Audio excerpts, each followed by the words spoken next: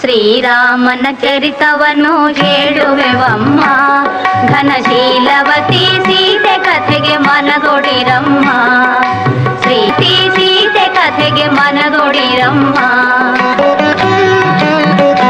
ಶ್ರೀರಾಮನ ಚರಿತವನ್ನು ಹೇಳುವೆವಮ್ಮ, ಘನಶೀಲವತಿ ಸೀತೆ ಕಥೆಗೆ ಮನದೊಡಿರಮ್ಮ.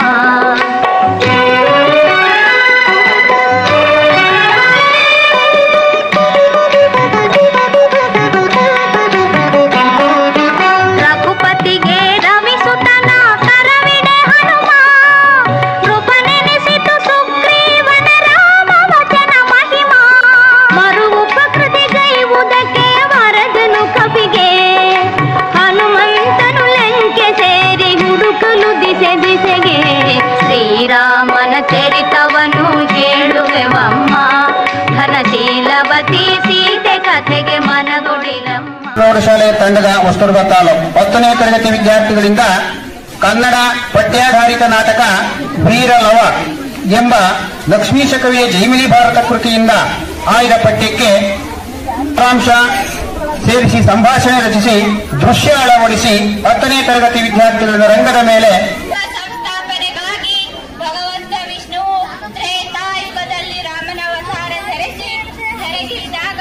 ಪತ್ನಿಯನ್ನು ಅಪಹರಿಸಿದ ರಾವಣನನ್ನು ಕೊಂದು ಸೀತಾ ಸಮೇತನಾಗಿ ಅಯೋಧ್ಯೆಗೆ ಬಂದು ರಾಜ್ಯಭಾರ ಮಾಡುವಾಗ ಪ್ರಜಾನುರಾಗಿಯಾದ ರಾಮನ ಹೆಂಡತಿ ಸೀತೆ ಒಂದು ದಿನ ವಾಲ್ಮೀಕಿ ಮಹರ್ಷಿಗಳ ಆಶ್ರಮವನ್ನು ನೋಡಬೇಕೆಂಬ ಆಸೆಯನ್ನು ವ್ಯಕ್ತಪಡಿಸುತ್ತಾಳೆ. ಸ್ವಾಮಿ, ತಮ್ಮ ಆಗಮನವನ್ನೇ ನಿರೀಕ್ಷಿಸುತ್ತಿದ್ದೆ. ನಿನ್ನ ಮುಖದ ಭಾವನೆಯನ್ನು ನೋಡುತ್ತಿದ್ದರೆ ಏನೋ ಚಿಂತೆಯಲ್ಲಿರುವಂತೆ ತೋರುತ್ತಿದೆಯಲ್ಲ? ಹೌದು, ಇರುವುದೇಕೋ ಮನಸ್ಸಿನ ಚಿಂತೆ ಅತಿಯಾಗಿ ಕಾಡುತ್ತಿದೆ. ಶ್ರೀರಾಮನ ಮಡದಿ ಅಯೋಧ್ಯೆಯ ರಾಣಿಯಾದ ನಿನಗೂ ಚಿಂತೆ?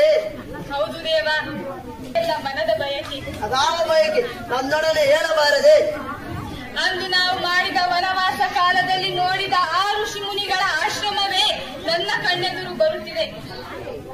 ಓಹೋ, ಅದು ವಾಲ್ಮೀಕಿ ಮುನಿಗಳ ಆಶ್ರಮ. ನಿನಗೆ ಅದನ್ನು ನೋಡುವ ಬಯಕೆ? ಹೌದು ದೇವ, ನನಗೇಕೋ ಆಶ್ರಮ ನೋಡುವ ಬಯಕೆ ಅತಿಯಾಗಿ ಕಾಡುತ್ತಿದೆ. ಸ್ತ್ರೀಯರಿಗೆ ಈ ರೀತಿಯ ಬಯಕೆಗಳು ಸಹಜ ಸೀತಾ, ಅದಕ್ಕೇಕೆ ಚಿಂತೆ? ಸದ್ಯದಲ್ಲೇ ನಿನ್ನ ಬಯಕೆಯನ್ನು ಈಡೇರಿಸುತ್ತೇನೆ. ಆಗಲಿ ಒಡೆಯ, ನಿಶ್ಚಿಂತರಾಗಿ ಆ ದಿನಗಳಿಗಾಗಿ ಕಾಯುತ್ತೇನೆ.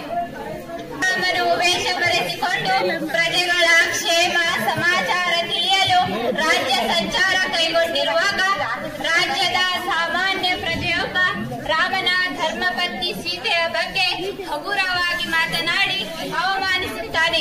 ಇದನ್ನು ತಿಳಿದ ಶ್ರೀರಾಮನು ಪ್ರಜೆಗಳ ಅಭಿಪ್ರಾಯವೇ ಸರ್ವಸ್ವವೆಂದು ಸೀತೆಯನ್ನು ವಾಲ್ಮೀಕಿ ಆಶ್ರಮಕ್ಕೆ ಕರೆದೊಯ್ಯುವ ನೆಪದಲ್ಲಿ ಕಾಡಿಗೆ ಬಿಟ್ಟು ಬರಲು 14 ವರ್ಷಗಳ ವನವಾಸ, ರಾವಣನಿಂದ ಸೀತೆಯ ಅಪಹರಣ, ಬಂಧವೇ ಕಾರಣದ ಸಮುದ್ರಕ್ಕೆ ವಾನರ ಸೇನೆಯ ಸಹಾಯದಿಂದ ಸೇತು ಬಂದ ನಂತರ ರಾವಣ ಕುಂಭಕರ್ಣರಂತ ಮಹಾನ್ ಯೋಧರೊಂದಿಗೆ ಹೋರಾಟ. ಎಷ್ಟೇ ಕಷ್ಟಪಟ್ಟರು ಇನ್ನೂ ಬಿಡುವುದೇ ಇಲ್ಲವಲ್ಲ ಆ ಲಕ್ಷ್ಮಣ? ಏಕೆ ಧ್ವಜ ಹೀಗೆ ಪ್ಲಾಪಿಸುತ್ತಿರುವೆ? ಅಂತಹ ಕಷ್ಟವೇನು ಒದಗಿದೆ ಹೇಳಲಾರೆಯಾ? ಹೇಗೆ ಹೇಳಲಿ ಲಕ್ಷ್ಮಣ? ಯಾರ ಹೆಸರಿನಿಂದ ನನ್ನ ಹೆಸರು ಪೂರ್ಣವಾಗುತ್ತಿತ್ತು ಅವರೇ ನನ್ನನ್ನು ಕರೆಯಬೇಕಿದೆ. ಯಾರ ಹೆಸರಿನಿಂದ ರಘುವಂಶ ಜ್ಯೋತಿ ಉರಿಯುತ್ತಿತ್ತು ಆ ಜ್ಯೋತಿ ಆ ರೀತಿ ಅಯೋಧ್ಯೆಗೆ ಕತ್ತಲು ಆರಿಸುವ ಸಂದರ್ಭ ಒದಗಿ ಬಂದಿದೆ. ಅಂದರೆ ನಿಮ್ಮ ಮಾತಿನ ಅರ್ಥವೇನು? ನನಗೇನು ಅರ್ಥವಾಗುತ್ತಿಲ್ಲ, ಬಿಡಿಸಿ ಹೇಳಲಾರೆಯಾ? ಲಕ್ಷ್ಮಣ, ನಿನ್ನ ಅತ್ತಿಗೆ ವಾಲ್ಮೀಕಿ ಮುನಿಗಳ ಆಶ್ರಮ ನೋಡಲು ಬಯಸಿದ್ದಾಳೆ. ನೀನು ಅವಳನ್ನು ಕರೆದೊಯ್ಯುವ ನೆಪದಲ್ಲಿ ಆ ದಟ್ಟಾರಣ್ಯದಲ್ಲಿ ಒಂಟಿಯಾಗಿ ಬಿಟ್ಟು ಬಾ. ಏನ್ ಹೇಳುತ್ತಿರುವೆ ಅಣ್ಣ? ಹೌದು ಲಕ್ಷ್ಮಣ, ನಿನ್ನೆ ನಾನು ಪ್ರಜೆಗಳ ಯೋಗಕ್ಷೇಮ ತಿಳಿಯಲು ಹೋದಾಗ ನಾವು ಯಾರನ್ನು ಸರ್ವಸ್ವವನ್ನು ತಿಳಿದು ಸೇವೆ ಮಾಡುತ್ತೀವೋ ಆ ಒಬ್ಬ ಸಾಮಾನ್ಯ ಪ್ರಜೆ ಬಾಯಿಂದ ನಿನ್ನ ಅತ್ತಿಗೆ ಸೀತಾಮಾತೆಯ ಬಗ್ಗೆ ಅಸಹನೀಯ ಮಾತನ್ನು ಕೇಳಿದ ಕಾರಣ ಅವಳನ್ನು ಪ್ರತಿವ್ರತೆಯಿಂದ ನಿರೂಪಿಸಬೇಕಾಗಿದೆ. ಅಗ್ರಜ, ಈ ಪ್ರಜೆಗಳಿಗೆ ಸಲುಗೆ ಕೊಟ್ಟರೆ ಮಿತಿ ಮೀರುತ್ತಾರೆ. ತಾಯಿ ಜಾನಕಿಯ ಬಗ್ಗೆ ಮಾತನಾಡಿದವರನ್ನು ಶಿಕ್ಷಿಸುವುದೇ ಸರಿ. ಬೇಡ ಲಕ್ಷ್ಮಣ, ಪ್ರಜೆಗಳ ಯೋಗಕ್ಷೇಮವೇ ನಮ್ಮ ಸರ್ವಸ್ವ. ಸೀತೆಯನ್ನು ಕರೆದೊಯ್ಯುವ ನೆಪದಲ್ಲಿ ಆ ಘೋರಾರಣ್ಯದಲ್ಲಿ ಒಂಟಿಯಾಗಿ ಬಿಟ್ಟು ಬಾ. ಏನು ಅಗ್ರಜ, ನಿಮ್ಮ ಬಾಯಿಂದ ಇಂತಹ ಮಾತೆ? ತುಂಬು ಗರ್ಭಿಣಿ ಆದ ಅತ್ತಿಗೆ ಆ ಕಾಡಿನಲ್ಲಿ ಇರುವುದಾದರೂ ಹೇಗೆ? ಲಕ್ಷ್ಮಣ, ಇದು ನನ್ನ ಶ್ರೀರಾಮ ಆಜ್ಞೆ, ನೀನು ಇದನ್ನು ಪಾಲಿಸಲೇಬೇಕು. ಎಂತ ಇಕ್ಕಟ್ಟಿಗೆ ಸಿಲುಕಿಸಿರುವ ಅಣ್ಣ. ಒಮ್ಮೆ ಆದರೂ ಯೋಚಿಸು. ಈ ಕಾರ್ಯಕ್ಕಾಗಿ ನೀನು ಪಶ್ಚಾತ್ತಾಪ ಪಡುವೆ. ಎಲ್ಲವನ್ನು ಯೋಚಿಸಿಯೇ ಮಾಡಿದ್ದೇನೆ. ಈ ಕಾರ್ಯವನ್ನು ಪೂರ್ಣಗೊಳಿಸುವ ಭಾರ ನಿನ್ನದು. ನಿಮ್ಮ ಅಪ್ಪಣೆ ಅಂತಲೇ ಆಜ್ಞೆ ಅಗ್ರಜ. ಅಣ್ಣನಾದ ಶ್ರೀರಾಮನ ಆಜ್ಞೆಯಂತೆ ಲಕ್ಷ್ಮಣನು ತುಂಬು ಗರ್ಭಿಣಿಯಾದ ಜಾನಕಿಯನ್ನು ವಾಲ್ಮೀಕಿ ಮಹರ್ಷಿಗಳ ಆಶ್ರಮಕ್ಕೆ ಕರೆದೊಯ್ಯುವ ನೆಪದಲ್ಲಿ ಆನೆ, ಕರಡಿ, ಹುಲಿ, ಸಿಂಹಗಳಿಂದ ತುಂಬಿರುವ ಘೋರಾರಣ್ಯದಲ್ಲಿ ಬಿಟ್ಟು ಬರುವ ಕರುಣಾಜನಕ ದೃಶ್ಯ ಮುಂದೆ ಇಲ್ಲಿ ಆಶ್ರಮ ಕಾಣುತ್ತಿಲ್ಲವಲ್ಲ ಲಕ್ಷ್ಮಣ? ಹೌದು ಮಾತೆ, ಅದು ನನಗೂ ತಿಳಿದಿದೆ. ಇದು ನಮ್ಮಣ್ಣನ ಅಂದರೆ ನಿಮ್ಮ ಪತಿದೇವರ ಆಜ್ಞೆ. ಏನು ನನ್ನ ಪತಿದೇವರ ಆಜ್ಞೆ? ಸುಳ್ಳು ಹೇಳ್ತಿರುವೆಯಾ? ಇಲ್ಲ ಮಾತೆ, ಪ್ರಜೆಗಳಿಗೆ ಬಂದಿರುವ ಸಂದೇಹ ನಿವಾರಣೆಗಾಗಿ ಅಣ್ಣ ಈ ರೀತಿ ಆಜ್ಞಾಪಿಸಿದ್ದಾರೆ. ಹಾಗಾದರೆ ನನ್ನ ಕಾಡು ದೇವರ ಇಚ್ಛೆಯಂತಾಗಲಿ. ನಿಮಗೆ ಯಾವ ಕೆಡುಕು ಸಂಭವಿಸಲಾರದು. ಹೇ ಮರಗಿಡಗಳೇ, ಪಶು ಪಕ್ಷಿಗಳೇ, ಭೂಮಿ ಜಾತಿಯಾದ ಈ ಮಾತೆಯನ್ನು ರಕ್ಷಿಸೋಣೆ ನಿಮ್ಮದು. ನಾನೇನು ಹೊರಡುತ್ತೇನೆ ಮಾತೆ. ಅಯ್ಯೋ ದುರ್ವಿಧಿಯೇ, ಎಷ್ಟೋ ವರ್ಷಗಳ ಕಾಲ ಕಷ್ಟಗಳ ಮಳೆಯನ್ನೇ ಕರೆಯುತ್ತಿರುವೆ. ನಾನು ಮಾಡಿದ ಕರ್ಮವಾದರೂ ಏನು? ಈ ಘೋರ ಅರಣ್ಯದಲ್ಲಿ ನಾನು ಹೇಗೆ ಇರಲಿ? ಮರಗಿಡಗಳೇ, ಪಶು ಪಕ್ಷಿಗಳೇ, ನೀವೇ ನನ್ನನ್ನು ರಕ್ಷಿಸಬೇಕು.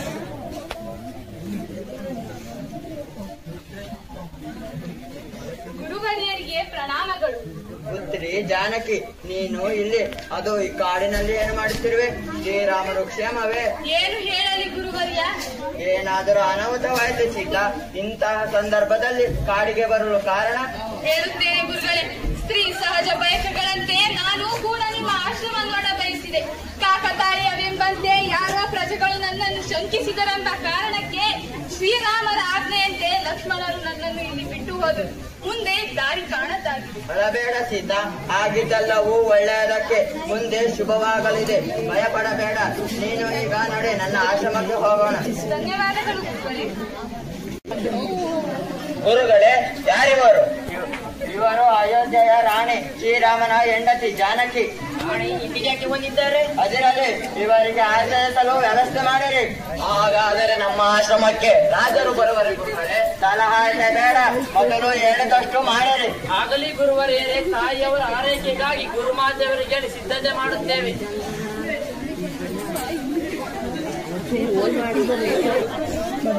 ಕಾಡಿನಲ್ಲಿ ಏಕಾಂಗಿಯಾಗಿ ಸಂಚರಿಸುತ್ತಿದ್ದ ಸೀತಾಮಾತೆಯನ್ನು ವಾಲ್ಮೀಕಿ ಮಹರ್ಷಿಗಳು ತಮ್ಮ ಆಶ್ರಮಕ್ಕೆ ಕರೆದೊಯ್ಯುತ್ತಾರೆ.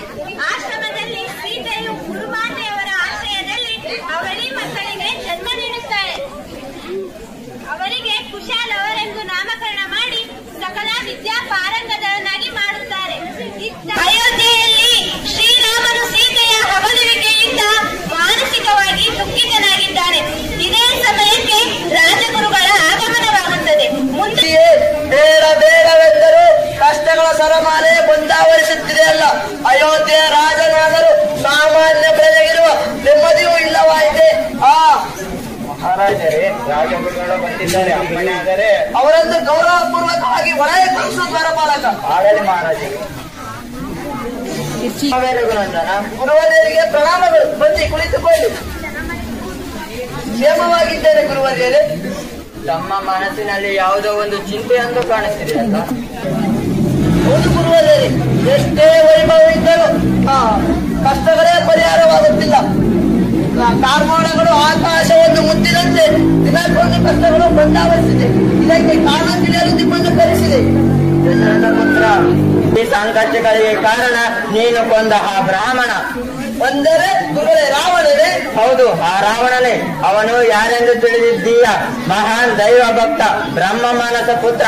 ಅವನನ್ನು ನೀನು ಹತ್ಯೆ ಮಾಡಿದರಿಂದ ಬ್ರಹ್ಮಹತ್ಯೆ ದೋಷ ಬಂದಾದ ಕಾರಣ ನಿನಗೆ ಹೀಗಾಗುತ್ತಿದೆ. ಪ್ರಣಾಮಗಳು ಗುರುವರ್ಯ. ಶುಭವಾಗಲಿ ಲಕ್ಷ್ಮಣ. ನಿಮಗೂ ಪ್ರಣಾಮಗಳು ಅಗ್ರಜ. ಶುಭವಾಗಲಿ ಕುಮಾರ. ಈಗ ಪರಿಹಾರವೇನು ಇಲ್ಲವೇ ಗುರುವರ್ಯರೇ? ಇದೇ ರಾಘವ. ಅಶ್ವಮೇಧ ಯಾಗವನ್ನು ಮಾಡಿದರೆ ಈ ದೋಷ ಪರಿಹಾರವಾಗುತ್ತದೆ. ಆಯ್ತು ಗುರುವರ್ಯರೇ. ತಮ್ಮ ಲಕ್ಷ್ಮಣ ನೀತಿಗರವಾಗಿ ಅಶ್ವಮೇಧ ಯಾಗಕ್ಕೆ ಸಿದ್ಧ ಮಾಡು. ಯಾರಲ್ಲಿ ಅಪ್ಪಣೆ ಆಗಲಿ ಗುರು. ಶತ್ರುವನ್ನು ಕರೆದುಕೊಂಡು ಬಾ. ಆಗಲಿ ಮಹಾರಾಜರೇ. ಲಕ್ಷ್ಮಣ ನೀತಿಗರವಾಗಿ ಅಶ್ವಮೇಧ ಯಾಗದ ಕುದುರೆಯನ್ನು ಸಿದ್ಧ ಮಾಡು. ಕಡೆಯ ಮೇಲೆ ಪಟ್ಟಣಕ್ಕಿದ್ದವನ್ನು ಬರೆಸು. ಆಗಲಿ ಅಣ್ಣ, ನಮ್ಮ ಆಜ್ಞೆಯಂತೆ ಎಲ್ಲ ಸಿದ್ಧತೆ ಮಾಡುತ್ತೇನೆ. ಶುಭವಾಗಲಿ ಕುಮಾರ. ಅಣ್ಣ ತಮಗೂ ನಮಸ್ಕಾರಗಳು. ಶುಭವಾಗಲಿ. ಕಾರಣವೇನು ಅಣ್ಣ? ತಮ್ಮ ಲಕ್ಷ್ಮಣ ನುರಿತ ಕಷ್ಟಗಳ ಪರಿಹಾರಕ್ಕಾಗಿ ಅಶ್ವಮೇಧ ಯಾಗವನ್ನು ಮಾಡಬೇಕಾಗಿದೆ. ನೀನು ಕುದುರೆ ಬೆಂಗಳೂರಿಗೆ ಹೊರಡಲು ಸಿದ್ಧನಾಗು. ಆಗಲಿ ಅಣ್ಣ, ತಮ್ಮಾಜ್ಞೆ. ಗುರುವದೇರು ಶ್ರೀರಾಮರಿಗೆ ಜಯವಾಗಲಿ, ಸೀತಾ ಮಾತೆಗೆ ಜಯವಾಗಲಿ. ಶ್ರೀರಾಮನ ಅಶ್ವಮೇಧ ಯಾಗದ ಕುದುರೆ ಬರುತ್ತಿದೆ, ಜಯವಾಗಲಿ.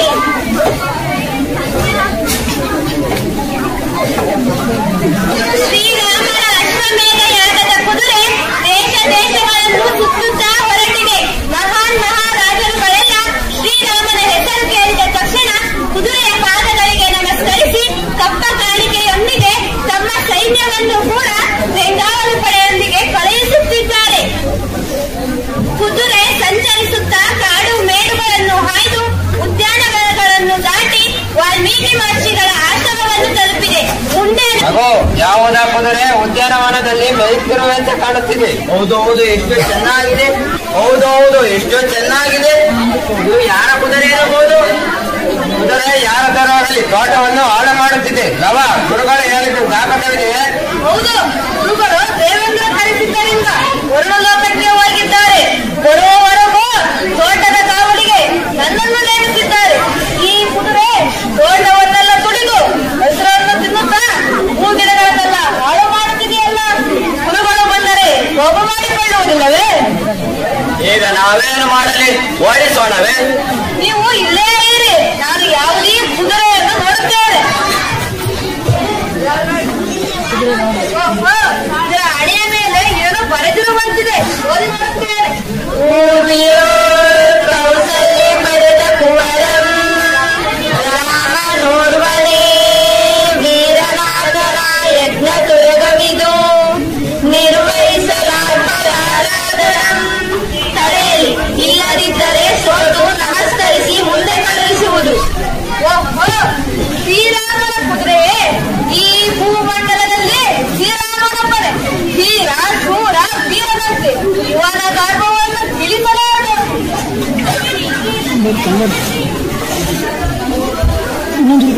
ಬೇಡಲ್ಲವ, ಕಟ್ಟಬೇಡ. ಇವು ರಾಜರ ಕುದುರೆ ಇರಬಹುದು. ರಾಜರು ನಮ್ಮನ್ನು ಒಡೆಯುತ್ತಾರೆ. ಬೇಡ, ಬಿಟ್ಟುಬಿಡು. ಸೈನ್ಯವು ಇತ್ತೆಲ್ಲ ಬರುವಂತೆ ಕಾಣುತ್ತಿದೆ. ರಾಮನ ಕುಮಾರರಾದ ನೀವು ಎದುರಿದರೆ ಜಾನಕಿಯ ಮಗನಾದ ನಾನಿದಕ್ಕೆ ಹೇಳ್ತೇವನು. ಹೋಗಿ ನೀವು ಹೊಂದು ಗುರುಕಾರು. ಸೈನ್ಯ ಇತ್ತಲೇ ಬರುತ್ತದೆ. ಓಡಿ ಓಡಿ ಓಡಿ.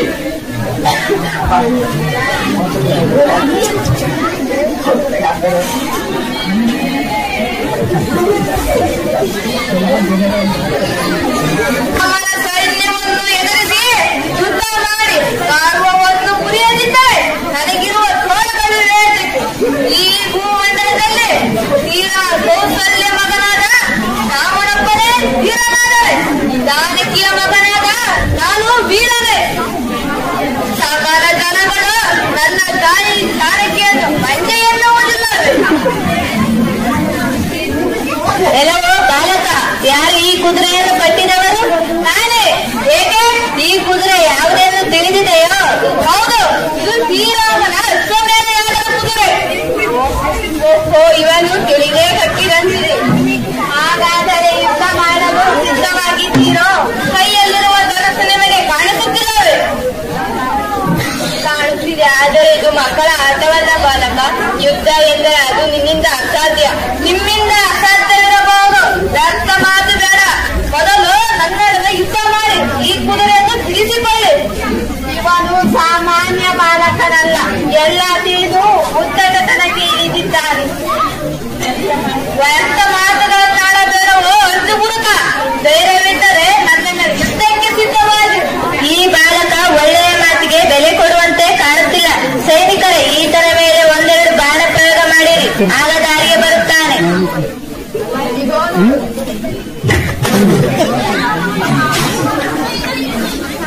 ಇದೇನು ನಡೆಯುತ್ತಿದೆ? ಅಯ್ಯೋ, ಆಘಾತವಾಯ್ತಲ್ಲ. ನಿಲ್ಲಿ. ಗುರುಗಳಿಗೆ ಪ್ರಣಾಮಗಳು. ಇವರು ಯಾರೆಂದು ತಿಳಿದಿದ್ದೀರಿ? ಅಮ್ಮ ಸೀತಾ, ಇಲ್ಲಿಗ. ಸಕಲ ಪರಿವಾರವೇ ಬಂದಿರುವುದಲ್ಲ, ನಮ್ಮನ್ನು ಕರೆದುಕೊಂಡು ಹೋಗಲು ಬಂದಿರುವುದ?